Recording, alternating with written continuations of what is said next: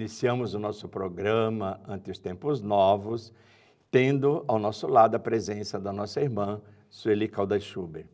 E aí, Sueli, tudo bom com você? Tudo ótimo. Desejamos que aqueles que nos assistem também estejam bem. Nós hoje temos um tema que acredito seja muito interessante para nós e para o nosso programa e para todos aqueles que estão nos assistindo. A primeira pergunta, Sueli, como é que nós podemos definir o Espiritismo? Ele é uma ciência, é uma religião, é uma filosofia? Como é que podemos explicar isso?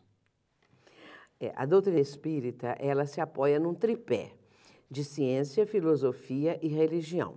Separadamente, se olharmos apenas pelo lado científico, ou pelo filosófico, ou pelo religioso, ela não estará completa. Certo. Para que esteja completa dentro de uma noção plena daquilo que ela representa, nós temos que manter sempre esses três aspectos. São chamados de três aspectos da doutrina espírita. Portanto, ela tem uma característica científica aliada a uma filosófica e, por sua vez, trazendo consequências morais. E aí nós chegamos na parte da religião propriamente dita. A doutrina espírita, ela nos apresenta a vida sob esses três enfoques: a vida espiritual, a vida física. Quando nós tratamos, por exemplo, da área da mediunidade, esta área pode nos levar a confrontos da ciência, comprovações científicas. Porque foi esta a proposta dos espíritos quando ditaram ao professor Hippolyte Léon Denis Rivaio, que depois vai adotar o pseudônimo de Allan Kardec. Foi esta a proposta deles, dos invisíveis, dos espíritos, para que assim nós pudéssemos ter uma visão global da vida e também entendermos o significado da vida terrena, o significado da nossa existência, o sentido da vida. Isso é muito importante, porque existimos, de onde viemos, para onde vamos após o corpo físico chegar à sua extinção, se existe algo além dessa vida. Enfim, são assim, pontos que nós chamamos de os pontos fundamentais da doutrina espírita. A doutrina espírita tem aqueles pontos que são a base do próprio espiritismo. E quando o professor Rivaio, Allan Kardec, vai analisar as questões relacionadas com a mediunidade, ele, sendo um pedagogo emérito, tendo já várias obras didáticas publicadas na França, sendo um nome conhecido, e por esse motivo, quando ele vai lançar o Livro dos Espíritos, ele adota um pseudônimo, para que não houvesse dúvidas quanto à nova condição de escritor que ele estava apresentando com aquela outra das obras pedagógicas. Para que houvesse essa distinção, para que o nome do pedagogo Rivaio, que já era conhecido, trouxesse elementos de interesse para tomar conhecimento do que seria essa primeira obra, o Livro dos Espíritos. Esse momento em que o professor Rivaio adota o pseudônimo é muito importante, porque ele, de certa maneira, ele está fazendo uma distinção entre o pedagogo e aquele que agora ia se transformar no codificador dos ensinamentos que os espíritos trouxeram. Certo. Para não levar o nome do pedagogo ao interesse daqueles que, já sendo conhecedores das suas obras pedagógicas, pudessem se interessar pela nova doutrina, pelo espiritismo de forma geral, completa. Portanto, no exercício da mediunidade, quando ele começa, ele não foi médium ostensivo, ele não era médium ostensivo, mas sim um cientista, vamos dizer. É uma mente científica, é melhor explicado dessa maneira. E essa mente científica é que ele vai colocar em ação na investigação dos fenômenos mediúnicos, porque ele vai investigar. Afinal, certo, quem são estes que se dizem espíritos? Quem são essas almas? E, a partir daí, todo o processo de investigação vai acontecer. Certo. Então, Sueli, quando e como surgiu essa doutrina espírita? porquanto dentro dessa linha de raciocínio que nós estamos apresentando, o professor Rivaio, ele vai ser convidado a assistir umas reuniões que eram muito em voga à época em Paris, porque tudo isso foi em Paris, sendo ele nascido em Lyon, na França, não é? Em 3 de outubro. Então, Allan Kardec vai, aliás, aí professor Rivaio, vai ser convidado, 3 de outubro de 1804, quero acrescentar.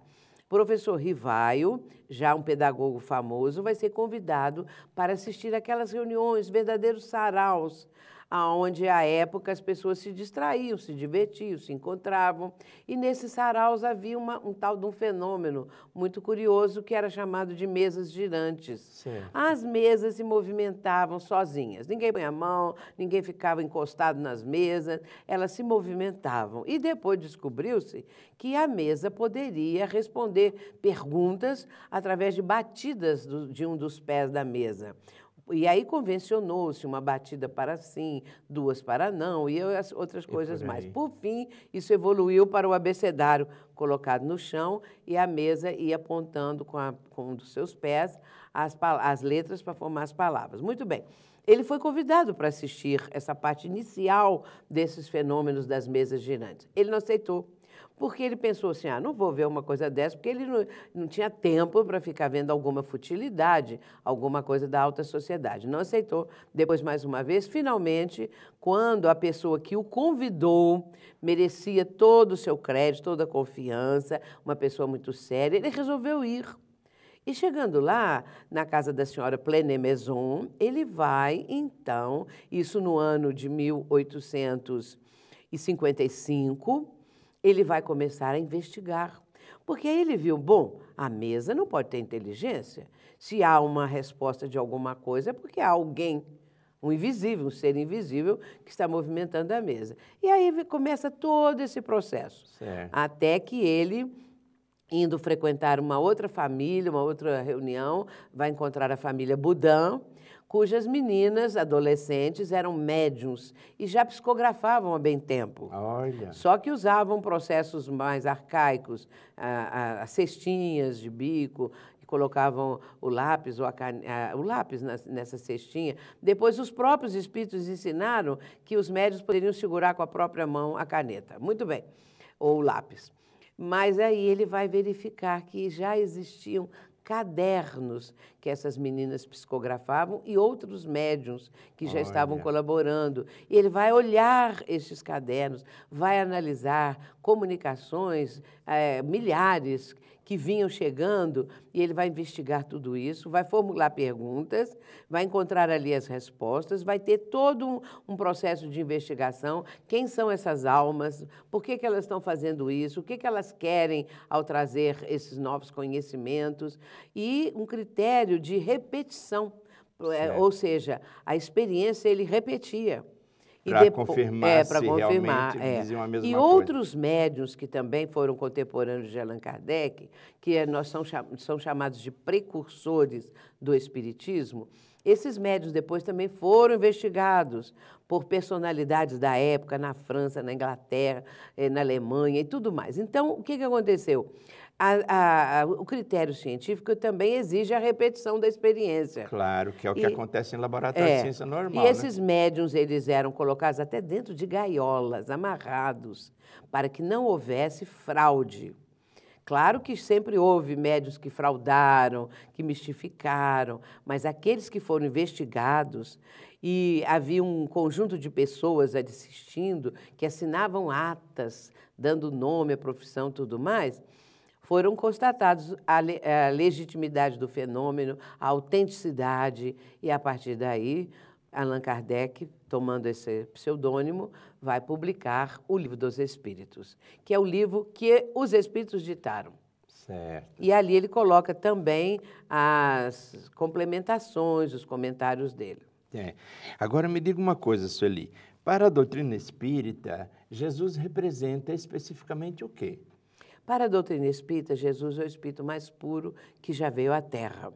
E, além de ser esse Espírito mais puro, que veio para nos trazer exatamente a Boa Nova, o Evangelho, todo esse legado que é a coisa mais importante que nós já recebemos.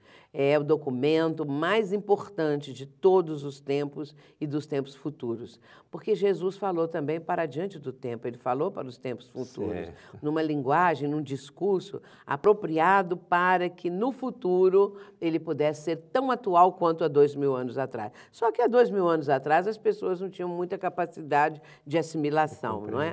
Mas à medida que os milênios passaram, transcorreram, hoje, com a chave que a doutrina espírita nos proporciona, o entendimento da reencarnação, o entendimento da vida no mundo espiritual, de que somos espíritos imortais, esse conjunto todo traz a condição de entendermos melhor quem é o Cristo. certo. Para termos uma ideia da importância de ser Jesus o governador espiritual deste planeta, que é muito, muito mais do que nós ficarmos adorando o Cristo na cruz ou o Cristo de outras maneiras, mas sim entendermos que todo o nosso planeta está sob a presidência, digamos assim, não é? Do próprio Mestre. Do Mestre Jesus, né? E Jesus foi apontado, por um acaso, como alguma autoridade moral dentro da doutrina espírita? Ele foi adotado, foi apontado como exemplo em algum momento para todos nós? Sim, porque em O Livro dos Espíritos, na questão 625, Kardec vai perguntar exatamente a respeito, não é, de qual foi o espírito mais puro que já veio à Terra. E os espíritos respondem, Jesus. Questão 625 de O Livro dos Espíritos. E Kardec vai colocar uma notinha dizendo que ele é nosso modelo e guia. Olha, muito bom. Nós estamos partindo para o encerramento do nosso programa, ante os tempos novos. Faremos um breve intervalo e retornamos imediatamente.